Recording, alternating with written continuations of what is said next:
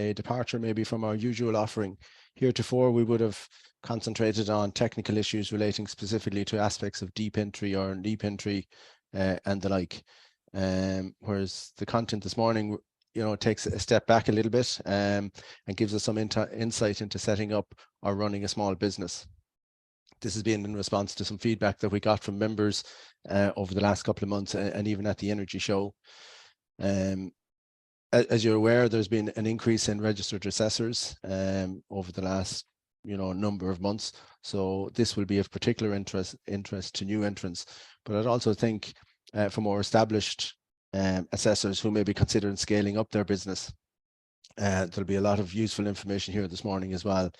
I've always thought you can be the most knowledgeable person in your area of expertise, but without having the correct business structure behind you, you could find it very difficult to gain traction and develop a sustainable livelihood.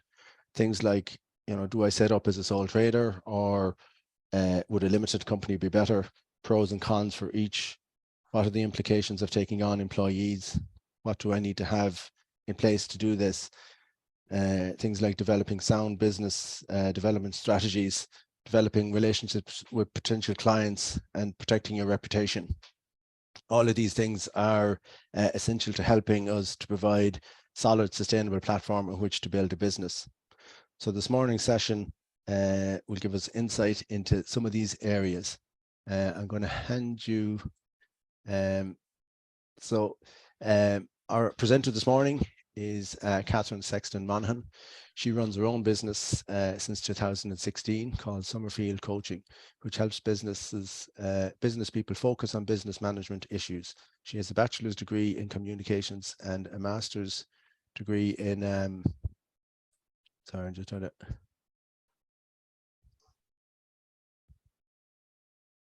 in business management from University of Limerick. She worked in the industry for many years as a regional manager for St. Vincent de Paul in the Kerry region. She specializes in business development management, sustainability, and digitalization. She has done and worked recently for a number of months with LEO in Cork North and West as their business development expert for startups, and also as the export and internationalization specialist to get new programs up and running. So I'll hand you over there to Catherine, if that's okay. Hi, everyone. I can't see anybody, so I'll just talk away and get started. Yeah, as he said, I am coaching in business usually. I go into bigger businesses and do some work for startups. And recently was working with Leo. I was actually based in Clonakilty for 5 months on export and internationalization. And I actually worked with RetroKit, who you might have heard of, who are involved in some retro software. So today we're doing CPD training, which usually people are a bit allergic to, but it's very important to stop and think about what we're doing. And I'm going to kind of do a broad-based business management, and I'll do. Hang on, it's not going on to the next slide. Sorry. Okay, so we'll do introduction, goal setting. So the reason I'm going to do goal setting is because people don't usually, I deal with a lot of small businesses and they tend not to know where they're going. So it's good to try and have some idea where you're going with your business, and then you can start to make decisions like, what kind of company do I want to be? Am I going to be a sole trader? Because you don't really know that you want to be those things unless you have some kind of goal. So you might want to take over the world, or you might want to stay small. It really, some of your other decisions are based on that. So I want to give you some basis in goal setting. We look at business management, we look at CRM, which is customer relationship management, and I'll go into some technicalities about it, but also just general stuff, money and tax, social media, which I include in all. Lots of people are very allergic to that one, but they like it afterwards because I just go over it to show you it's really about internet usage and how it can help you or not, or you may not want to get involved in it at all, and we'll do Q&A. So why do a CPD course? Time to reflect, combat isolation. So it's a good time to get together and kind of, know that other people are in the same boat as you, and that maybe there might be some little bit of information, or you might even get someone's, get in contact with somebody else that might help you with something, and getting connected into the bigger system.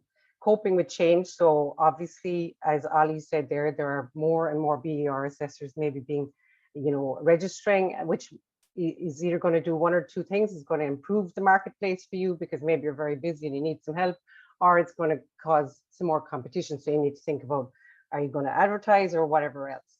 So we're looking at sales and finance as well. So administration allergy. So what this is most people who are running their own small business have an administration allergy, and they don't want to do the administrative part, and sometimes it's actually what ends up hampering your business from proceeding. And it's like going playing a match. The worst thing is putting on the socks. You've just got to sit down and do it. Just allocate time to it and just say, I'm going to do it now. You can make the processes easier by digitization, which is one of the things that I'm a little bit obsessed about, but I still use paper for lots of things too.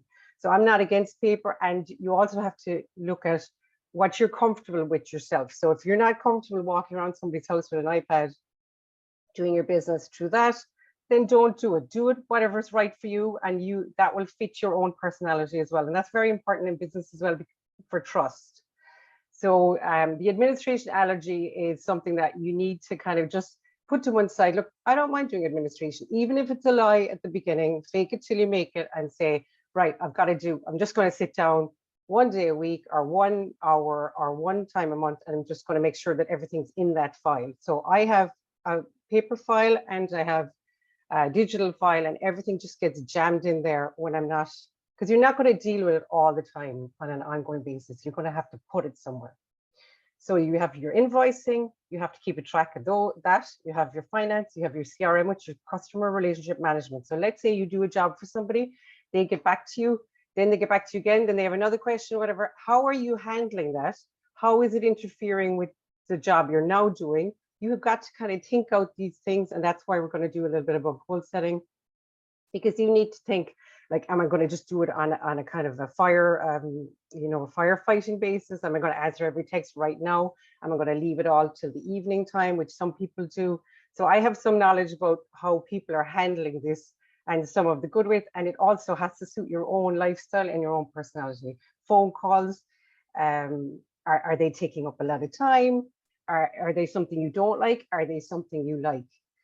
Filing system, are they something your customers don't like? And the demographic of the customers is changing, as you've probably noticed.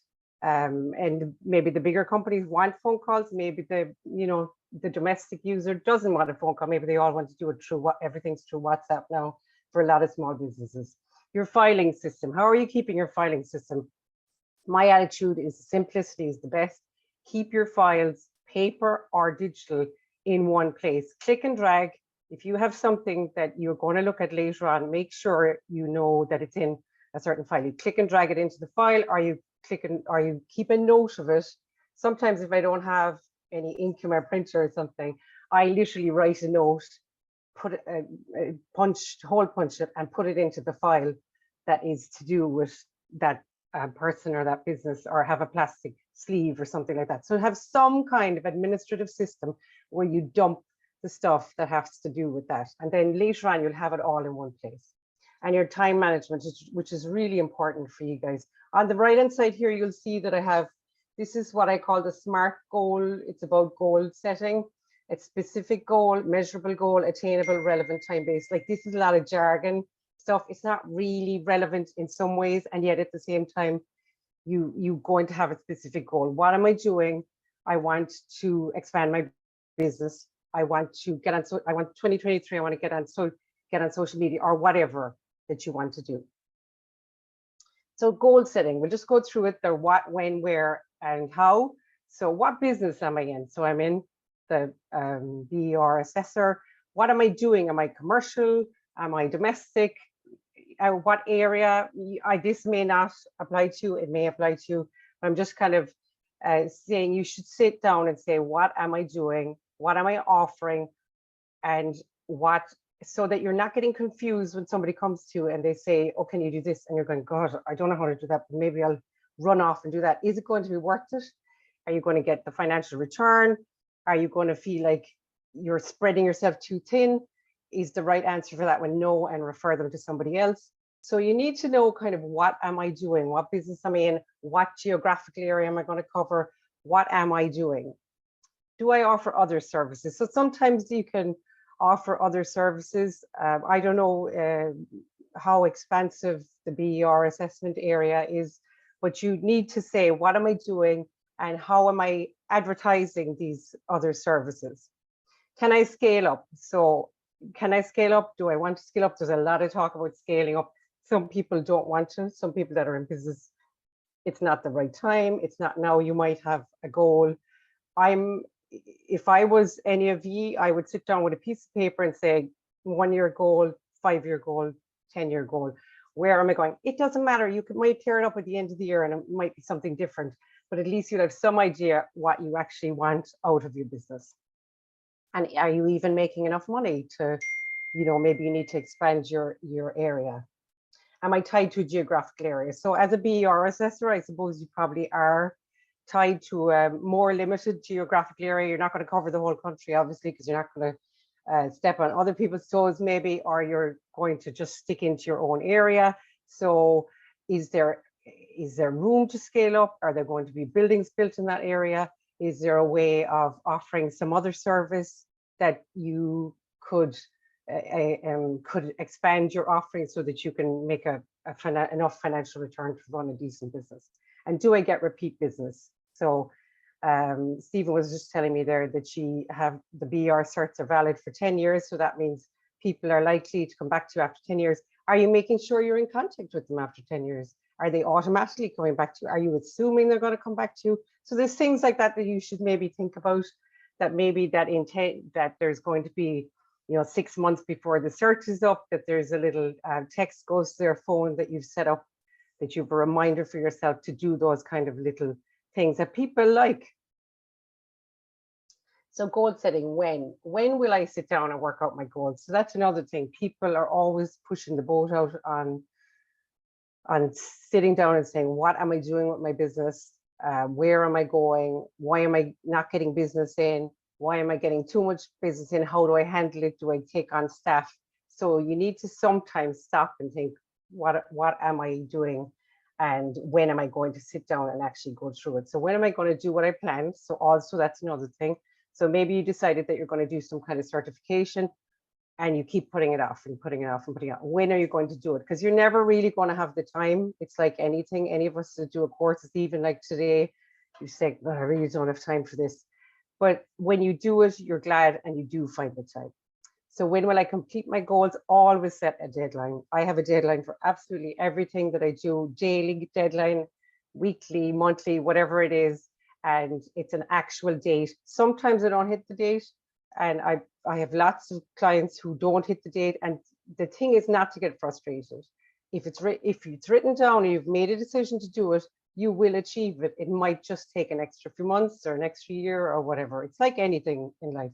So don't get too frustrated about these things, but you should still have some kind of goal at the back of your mind. How many stages for the goal to succeed? So if it's a big goal, like world domination or something, you need to have the stages. So what you have to do first, it's like a musician saying, well, I want to be a famous musician, but what you have to do first, you have to go to the local pub where nobody's listening. You've got to do the small steps first. So maybe you need to think out of those things, maybe you want to become a commercial BER assessor. So maybe you have to start with the domestic market. Just think about these things. So set a clear deadline and actual date. So where will my plans be located? So some of you will have a premises and some of you will be working out of your house. So is that, are you going to have a plan to have a premises later on, or are you happy enough to work out of your house? Are you happy with people calling to your house? There's all these, financially, can you do anything else?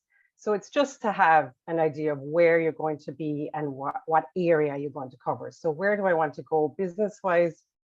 That's what I was saying about expanding or not. Do you want to scale up, or do I even need or want to? And where do I want to be next year, in the next 5 years, or the next 10 years? So like I said, you may have a plan to have a premises eventually, or maybe it's pie in the sky. Maybe you have no need for a premises and you really don't want a premises. So sitting down and thinking about these things sometimes is a good idea. So how can I achieve my goals? Do I need more finance? Do I need some finance? Do I need a loan?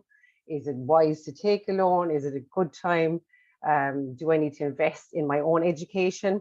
Do I need to invest in some equipment? So you need to think out what's the how of getting to the goal. Do I need to employ someone? So if you want to expand or scale up, maybe you need to employ someone else. Do you have the money to do that with all the implications? Another part would be, do I need a website? Some of you may not have a website, which small business people often don't have a website, including myself. A social media presence, an administrator. So sometimes you don't need to employ an administrator. Maybe you have a family member who will do it for a little money, and maybe you have you can also employ these administrators who like virtual office up in Charleville. They offer all over the country a virtual office, so people can just pay a subscription to have their office administration done through them on a kind of a piece by piece basis. So you're not paying someone for a whole-time job. So how do I make more time in my day to do all of this? So basically, if you don't start doing it, you're not going to find the time. It's like give a busy man a job. And I find that all across the board with any of the entrepreneurs that I deal with, or I call the entrepreneurs, that you'll always say you don't have time, but if you want to get somewhere, you have to put in the time, you have to put in the extra work, you just have to do it. And it's mostly painful. It's mostly painful. A change is always painful. It's like coming here today. It's a bit painful when you get started, but I have some good videos for near the end, so it'll be a bit more interesting. So how can I get where I want to go? So a kind of a roadmap, if you like. So the business management, and I put this one on top the seat of my pants because a lot of people I deal with in small business, they deal with things on the seat of their pants. So everything is a kind of a panic, the next job, when's it coming in? And when it comes in, it's a kind of now, and they manage, I'm not saying there's anything wrong with that. I'm just saying that you might not always want to be like that.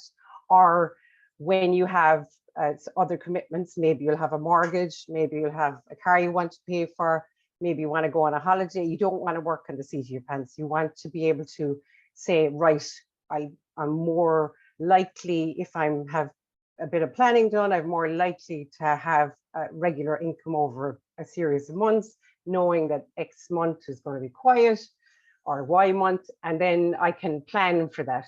I can plan that I know my insurance payment is coming in that month, my tax payment is coming in that month. So you're not always operating on the seat of your pants, which a lot of small businesses do, to be fair, a lot of the time at the beginning. So some of the information and the advice that I give here today is kind of theoretical in some ways.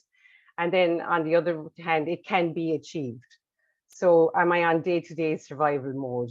Am I disorganized? So that's what I'm saying about keeping a folder or a box. I keep a series of plastic files for people. So it's basically one of those, you can get them in the pound shop. You can get 5 for like €1.50 or something. And they have the little button thing on them. And I literally, when I have a docket or anything to do, or a note, I write it down and I shove it in there so that I don't forget it. And then it's out of my head. So I'm not going around thinking, oh God, I have to remember that. I have to remember that. Because that's what we all do.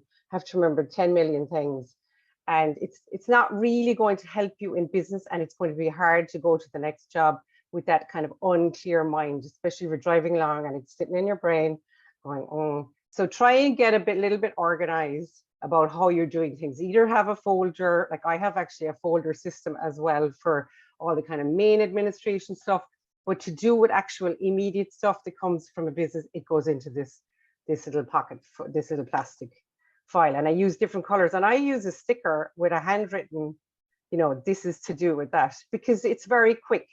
Sometimes you can get very kind of fancy and print out, and which I do occasionally. You can print off. You don't need to do that. Do whatever suits you and is quick. It suits me to be organized in that way. It's still very organized. It might not look as pretty, and you can pretty it up later on. So get organized in your thinking, and doing that kind of stuff, it makes your thinking organized, and have good time management. So I would imagine for you guys, you're getting to a site for one BER assessment, you may have another one later on that day. There's going to be a gap in the middle of the time you need to travel, the time you need to maybe do a little bit of administration. You need to be able to get that administration down to a level where it's you've got it put away before you go into the next job.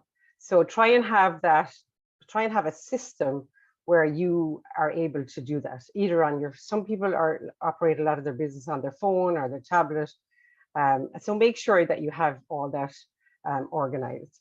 So what hours am I flexible? So in your business, I presume there's a lot of flexibility required, which is a lot of smaller businesses or a lot of service businesses. You may need to be available on a Saturday or a Sunday or in the evening. I've seen businesses like service businesses, not necessarily BR assessors, but they operate, say, on Tuesday, Wednesday, and Thursday, they do late, but they will not work at the weekends. And people accept that. So I have noticed over the years working with people that if you give people a set way that you're available and working, then you're able to have, because you need a bit of work-life balance as well. Self-employed people often tend to work 7 days a week, which is fine too. I have no problem with that, because that has to be done sometimes. But maybe later on, when you have, you may have other demands at the weekends, you might want to say, right, I'm not going to be available. Of course, you're going to have to work some Saturdays and Sundays if you have your own business. That's just a given.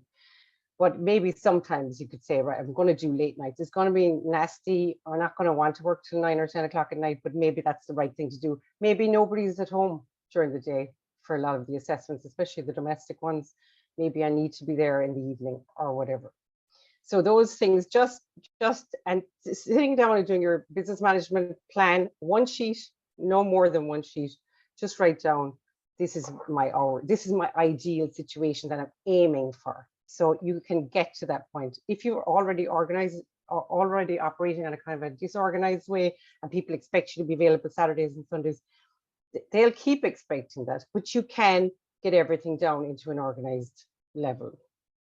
As I've seen many, many times with people who've come to me and said they have no free time, they're just flapping around and they're working weekends, and it's just down to organization most of the time, and being a little bit demanding at the beginning, which is painful for yourself as well, because you don't want to ask people to kind of accommodate you.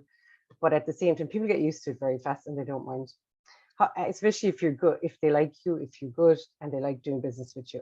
How am I keeping track of everything? So I still use a paper diary, because I use my phone as well, my calendar on my phone, and I use Microsoft. But I find the paper diary is handy, because sometimes, your laptop isn't on or your phone isn't synced with your, I just find it's handy as well to have it on paper. Am I getting any sleep? Well, I'm sure you're getting sleep, so you're okay. So what can I change?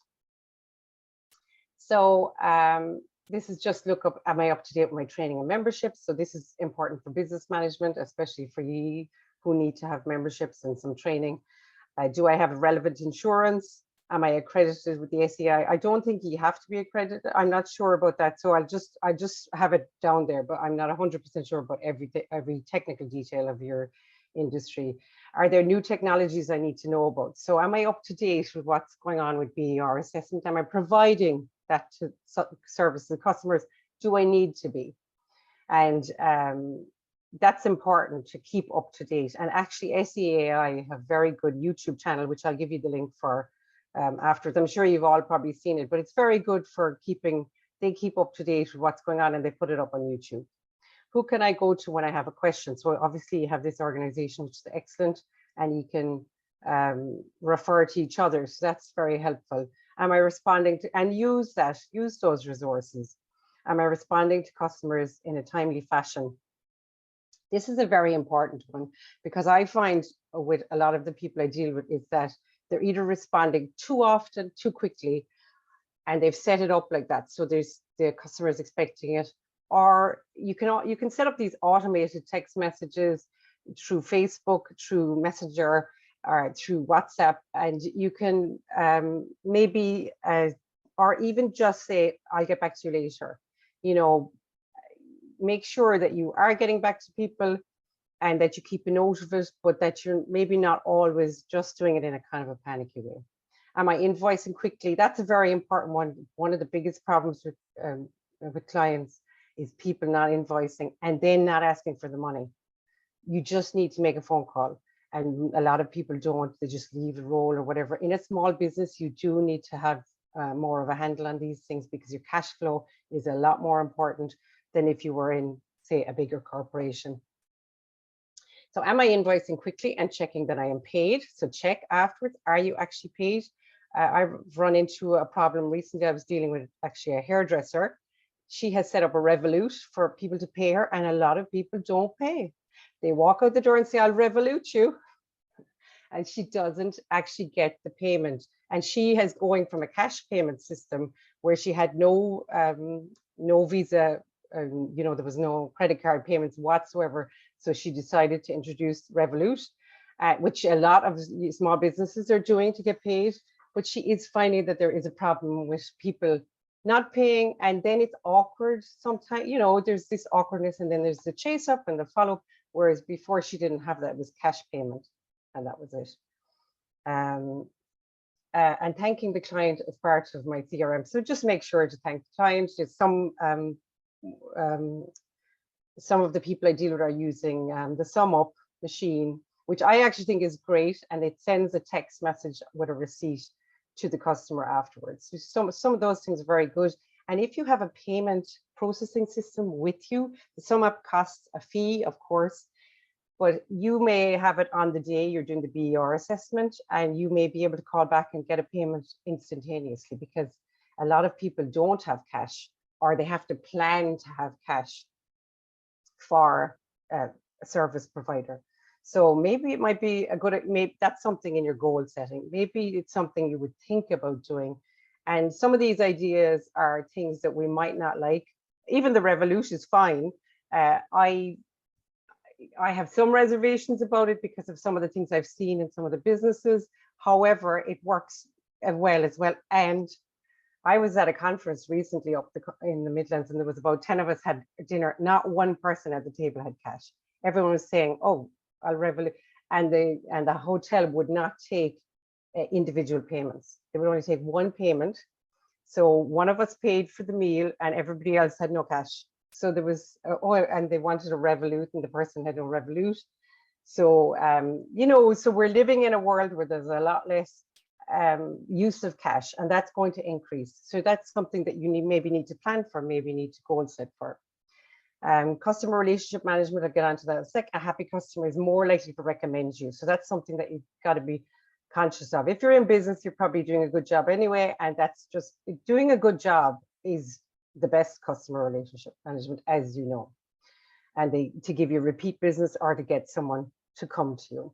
Am I making enough money to stay in business? I'm sure if you're here, you are, and do I need to scale up? So this is the filing system. This is kind of actually very similar to my own filing system. I use LeverArch filing system, and I have them numbered 1 to 8.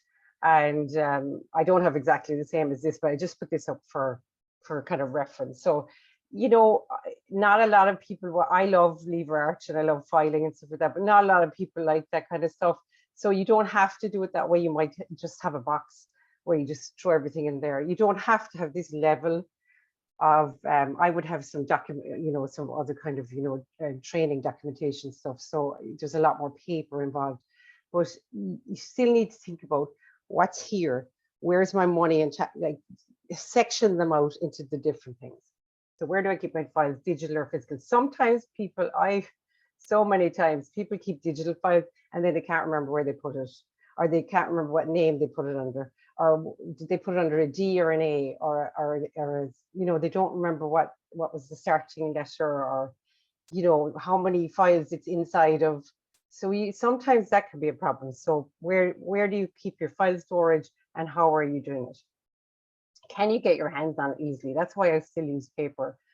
So customer relationship management is, it starts the moment of your first contact. The first impression is very important.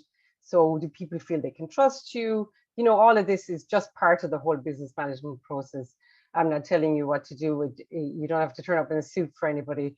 But research shows it takes between 4 and 7 seconds for someone to establish a rapport. So people will feel immediately, if you're in business a while, you get good at this.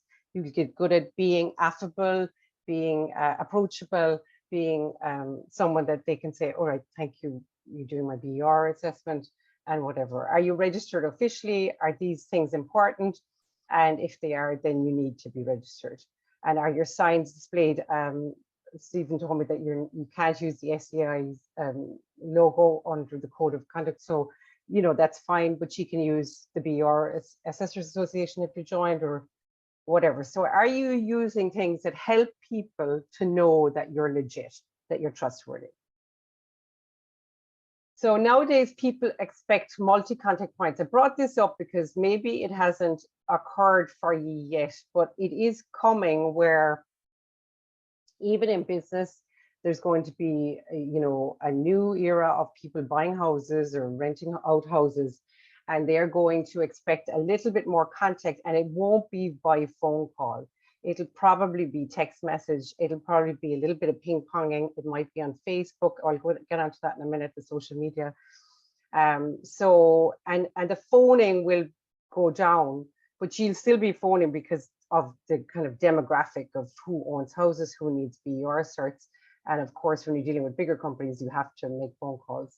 So email is very important with the companies particularly, but also there will be email. I'm not sure if email will continue to be as important with the younger generation, but you never know. But there will this multi-contact points where you might have an email and a text. You know, even the local dentist is doing that now, where they're sending you an email reminder and then a text reminder. So are you set up or are you planning for that? Is that one of your goals, that I'm going to be ready for that? Do you even need to be? Maybe you don't. So it's just to think about them. So what language is your text content? So what kind of language are you using? You know, just these are just things to think about. I'm not telling you what to do, because the reason I bring up some of these things in customer relationship management is I have a customer who I was helping, or I am helping with the digital marketing and stuff, but I may as well be flogging a dead horse, because the person is so intent on expressing their political views on a regular basis to anyone who will listen. And I've said that this is damaging their brand. And you just can't be either, you can be friendly, but you don't need to tell everybody everything about yourself. You're doing a job for this person and they won't expect you to be professional.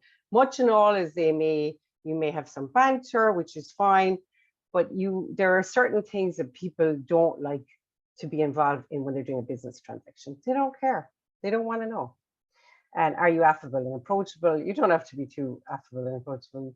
Everybody's a bit grumpy sometimes. So key point, are you keeping track of your customers? So that's very important. I keep an Excel spreadsheet, even though it's a bit, sometimes you say it's a bit out of date. I love Excel. You can use Google Sheets, and it just keeps a track of who you. I also print it out though. I'm a bit anal like that.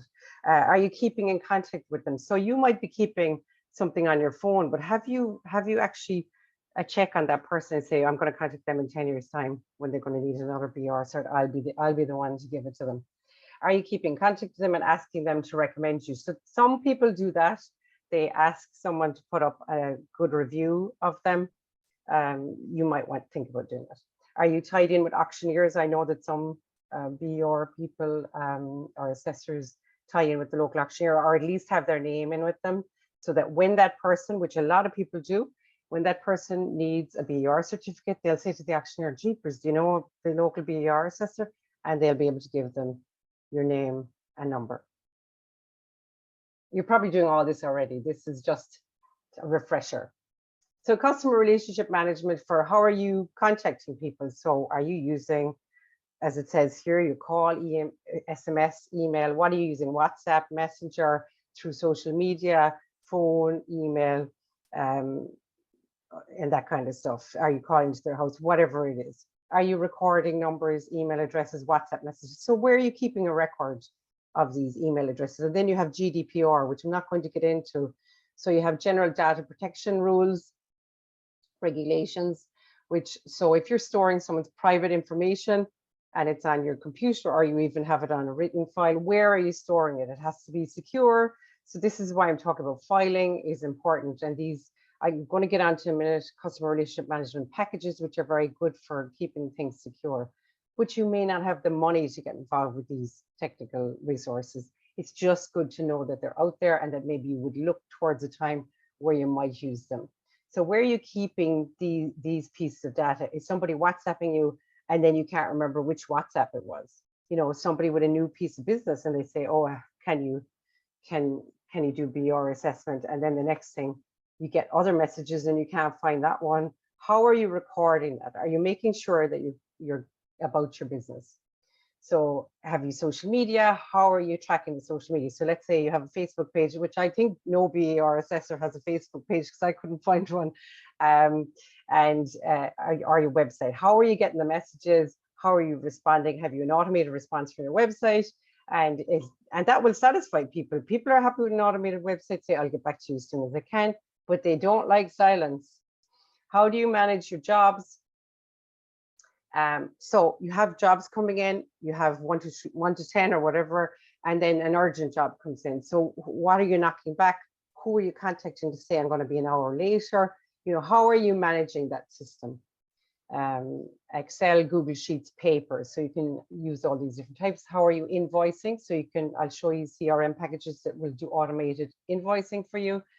And you can also just send out by email or text or whatever way, as long as it's written down and has the correct information on it, then it's perfectly legitimate.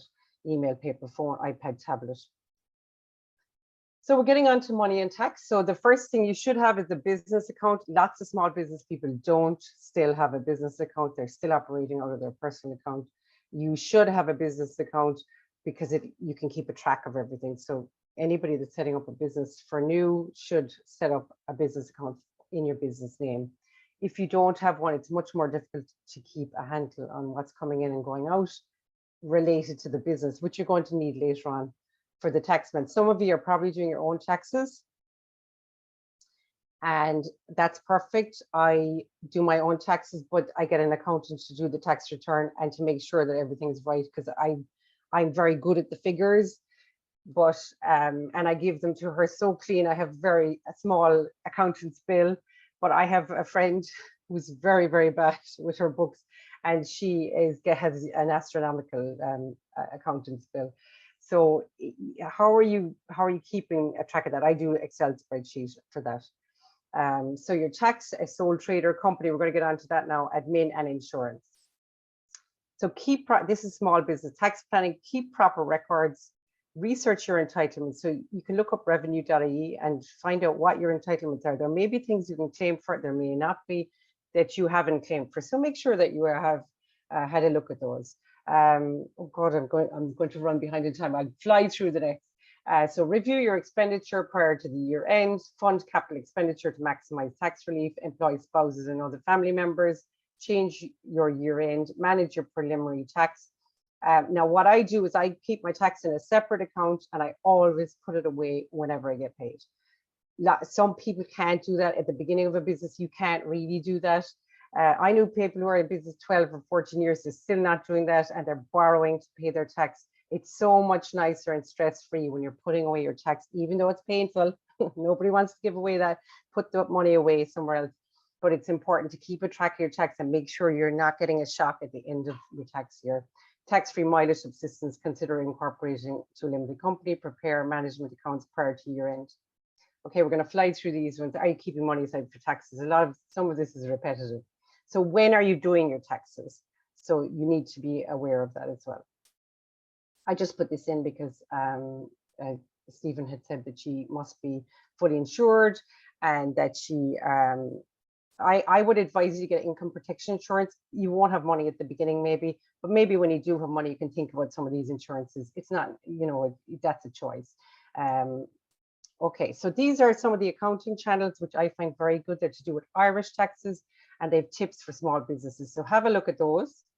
And this is a budgeting one. I won't play it now. I'll just go on to the next slide. But you can have, I've sent this to Stephen. I'll send this as an updated one. I have a couple of extra slides which cover legal as well. And he can circulate it afterwards, or Anne-Marie can circulate it. So this is just a YouTube short that does about budgeting. It just gives you an idea of how. Now, this is a very good video. I'm not going to play it now because I don't have time, but this guy was actually on TV as well, TV3, I think. He also, or Virgin, he also I agree with him. If you are not earning around 130,000 euros a year, I wouldn't even really consider to become a limited company. I think it depends. Like, obviously, I have worked with people who are engineers. They all have limited companies. A lot of it has to do with the amount of insurance they have to pay and the kind of protection they need because of the type of work they're doing.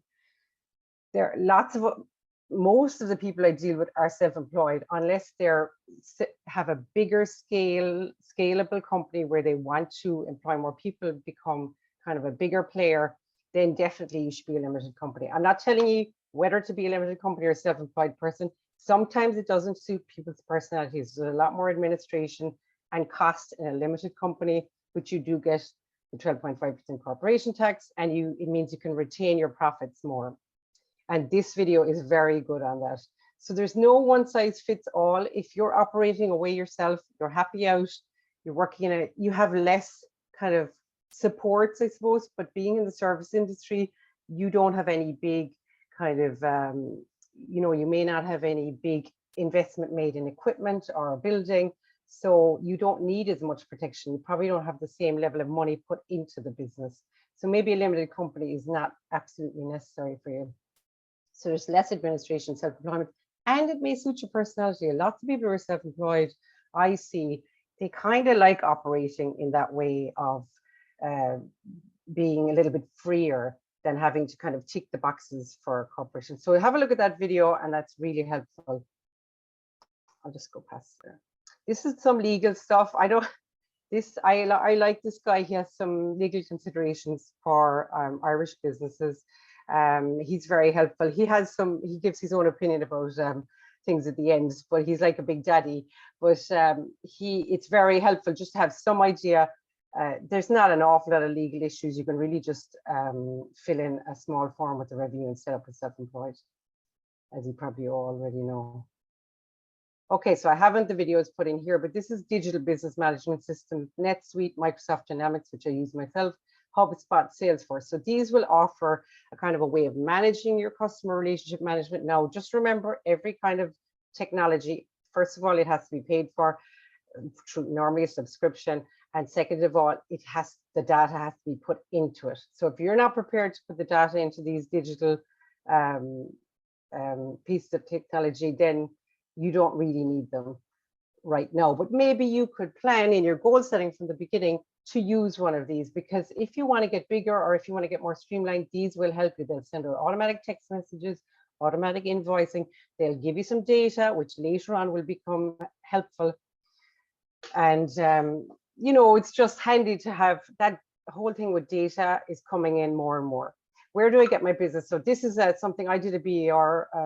I looked up Google and I said BER assessor near me, and I got a guy in Cork, I think it was Cork City, which was my closest one, which I'm sure there's probably somebody closer than that. So just keep an eye out on whether you're actually registered online. And I put in a very good video about how to get onto Google directories, which is a basic for any of you. It's totally free. All it means is that you're putting your address or you're putting your business and your phone number on Google, so that when somebody goes in, BER assessor near me, you're gonna pop up if you're the closest BER assessor. This is another way of you can register. You probably all know this on the SCAI. You can National Register of BER assessors. So I did a search on that as well. I think there was about 15 people in Cork came up. So where else can I go? So this is the step-by-step video. It's very helpful to tell you how you can get onto the Google directory and how to just register. It's very simple. You just need to set up a Google account, which is very simple nowadays. 63% of all sales including service sales, start with an internet search. And this statistic is increasing. So what's the first thing somebody's going to do, particularly domestic clients, for a BER assessor? You're going to type in BER assessor near me in their phone, probably their phone. So I'm not going to play him now. This is just a guy. So this is if you have a premises. So he's doing it in under 2 minutes, a little challenge. It's a British guy, but it's very good, quick thing about how to put on your actual business premises. So if you have an actual business premises, this is the one to watch. It'll get you onto Google Maps. So when someone walks near you, they'll see, or drives near you, they'll say BER assessor, a business here. So just a quick one about social media, which I can feel you're all getting a rash, but just to say, don't ignore social media. If you don't have a website and you're wondering why you're not getting more business and you'd like more business, I would say think about setting up a Facebook page, and then you could do some of the management for, think about who looks for BER assessment. I'm not talking specifically about commercial. I know a lot of you do commercial BER assessment, but say domestic. Who's the person that's probably going to be looking? It's probably the woman in the house. Where is she going to be? She's probably on Facebook. She may do lots of people now are doing searches on YouTube. They're using YouTube and Facebook as search engines. There's Facebook Marketplace. Maybe you should have an ad there, or maybe you should just put up. Facebook Marketplace are you kind of have to pay if you're a business, but you can find a way around putting something up without announcing your business. So just think about these things. I'm not telling you to go on social media because that takes a level of management. But if it didn't take too much management and you're happy using your phone, yourself, or whatever, this might be something interesting. And also the target market age group, probably for homeowners, it's 25 and upwards. So where are those people? Facebook, Instagram. Increasingly, the next market will be on Snapchat. There's a big WhatsApp. There's a lot of ads now coming up on WhatsApp. So if you don't have a website, just think about some of these things. So these are the statistics for Ireland. So this is the social network. It's still Facebook. It's dropping, and TikTok is rising. And there we have the usage of social messaging accounts. So WhatsApp is still the biggest, and Snapchat is the second biggest. Facebook Messenger is also pretty big. So finally, business management is all about making your life easier. Everything you do should make business better, not more administrative. So I'm not trying to make your business more administrative. It's basically to get the administrative stuff, shove it into somewhere that you know it is, and then go back to it. But ultimately in business, cash is king. And not to take your eye off that part, you need to make sales, you need to be making an income. That's what you're in business for. And the SEI have some good YouTube videos. There's the link. And questions and answers.